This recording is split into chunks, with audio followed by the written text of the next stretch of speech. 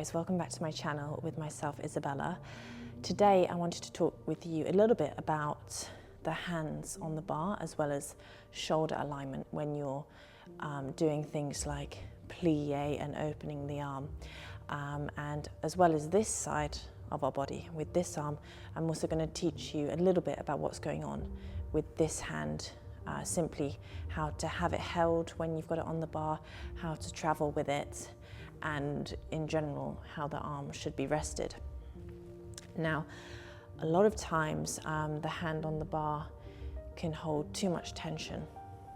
So for example, really it should be nice and relaxed in the wrist. So you shouldn't be gripping it, you shouldn't be lifting it high. Like I say, nice and relaxed in the wrist, and obviously the bar height is important for that, and it needs to be very appropriate to your height so that you can have correct alignment. Because obviously if it's too high, you're likely to lift the shoulder, etc. And so if it's too low, it's going to be too straight. So it needs to be at the correct height. So relaxed wrist at the bar, as well as relaxed elbow. Because if we're standing too far away, the elbow will be too straight. So you need to be relatively close to the bar. And I always like to say to my students, it's kind of like your elbow is right next to your hip. So it's resting right next to your hip bone there, and your shoulders are down. So then I can feel the connection with my inside shoulder. I can feel that that shoulder is going to be down when I'm doing an exercise. All right, so you always want to keep the nice elbow connection. So it's not touching, but it's next to the hip and slightly bent. The arm is slightly in front of you. So from the shoulder to the elbow goes down next to your body, and then from elbow to wrist goes forwards a little bit, okay, with a relaxation in the wrist. The thumb as well should be resting on top. As you do difficult things, obviously the thumb can sort of creep down the side of the bar, and I think that's as much as you will allow. It never should be underneath gripping, like, you know, really loads. So try as much as you can to have that control. And again, if you're using your back more and your shoulders more when doing more difficult things, you won't feel the need to sort of grab with the arm because your shoulders will be engaged, and this will be much lighter. So all the time it's important to engage the shoulders. Remember, the arms are just an extremity of the shoulders, okay, of your back. Your back is the most important thing. So on this arm once more, wrist down. From the elbow to the wrist is going slightly forwards, and then the elbow is very closely connected with your hip, in line with your hip, a slight bend, and then the shoulder is back like this with thumb on top. When you travel, another mistake that's made is, for example, if you're doing a transfer, people often leave the arm behind. So then the elbow is behind your body. It shouldn't ever really be behind your body. So as you transfer, you're going to take the arm with you as you transfer, just sliding it along, nice and light. Again, there's no massive grip on the bar, nice and light all the time. As well as, we often make the mistake of when we sort of grand battement to the back, we sort of move the arm too far forwards, which allows us to drop our spine. We've got to keep our back lifted, okay? So the aim is to keep the arm where it is as you battement behind. Keep the arm where it is. You don't need to move it so much, because then this shoulder comes forwards and then we've lost our back alignment. Try as much as you can to keep that arm where it is, shoulders down all the time.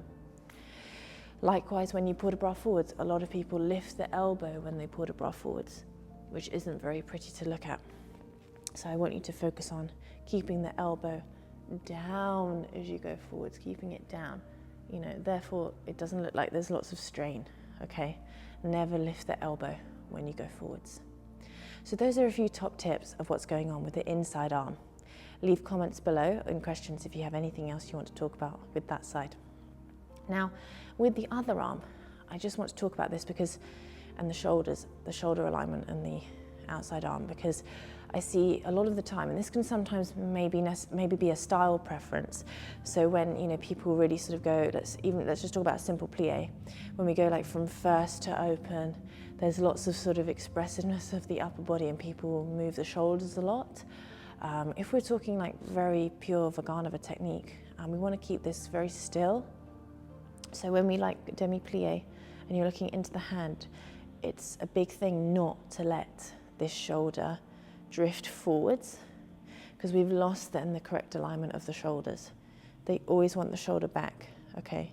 Now that may feel quite hard to keep the shoulder back, but then get this arm in front of you and not let it sort of be out here somewhere because you're keeping your shoulder back. Keeping the arm in front of your belly button, but then it's a lot of shoulder blade and back strength. But that really does get your back strong and engaged. So you go 5, 6, and then into the demi-plie. Keep the shoulder back. I'm not letting it drift. You've got to think it all sort of makes sense, because when you do things like a pirouette, you're not going to go around like that for the pirouette and round the shoulders. You've got to keep the shoulders square and back, okay? Because then it's like preparation, turn. My back's already ready. I'm not going to round my spine, which will of course throw me off balance. So that's why this is important. Shoulders back and open. Just practice that, keeping the shoulder where it is. Back and open. Allongé. And then you'll see, you know, as well as keeping this back, when I open to the side, I'm not letting the inside shoulder twist, because I've lost again that nice parallel line. So we go demi-plie, open the arm and keep the bar shoulder back. Yes, demi-plie, keep the bar shoulder back, outside arm and shoulder back. You can really feel your back working. And as you open, you've got to turn the head completely, but keep the shoulder back. So I almost think about the shoulder going the opposite way, because as you turn the head, naturally you want to go like this. So you've got to think about it going the opposite way as you open. Then if I show you from the side, then I have this nice openness of my back. Yes, openness of my back. And you'll get that very sort of Russian regal look, where it's very open and very flat line. So when you watch the people, including myself, on the center bar of Vaganova, you can see that the line of shoulders is very flat, and it's always like back with the shoulder, and then you're looking into them. So the expression is coming from the head and not the shoulders. Yeah, obviously we use our upper back, but not so much so that we twist this, unless it's purposefully for a fourth port de bras, for example, or second arabesque, you know, this kind of thing. But it's always trying to keep the shoulder girdle and the shoulder in socket, so it's nice and clean, and the expression is coming from the head and upper back, but shoulders are flat. Yeah, so all the time keeping it square, because even from the first exercise, this is just plie. We have to do everything correctly and as excellent as possible, because when we progress into lifting the legs high and doing lots of rond de jambe, we can't have this happening, because we're lifting the leg, you know, with the thumb underneath grabbing, with the shoulder lifting, with the arm twisting, with this, because you lose so much time, you lose so much control, you can't move as fast, and you can't get the legs as high, and you can't move as efficiently. So that's why that always has to be nice and strong, so that you can move everything else without changing anything, right? Because the shoulders are strong and you're not changing the placement, keeping everything square. Yeah? So does that make sense? Leave your comments down below. I just thought I'd share a quick few tips about the shoulders and how to hold the arm on the bar. Yeah, relax the elbow, thumb on top, elbow in, forearm a little bit further forwards. When you port de bras down, don't lift the elbow, transferring, take it with you. Whenever the leg's in arabesque, don't move that arm forwards. And with the shoulders, you must keep them square. Think about it going the opposite way when you open, shoulder back when you plie with the arm in first.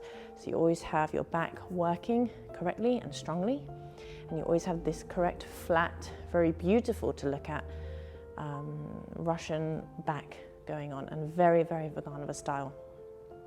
So I hope you enjoyed this video, short and sweet. Leave your comments down below, and if you enjoyed this video, please give it a thumbs up and subscribe. Thank you so much for watching.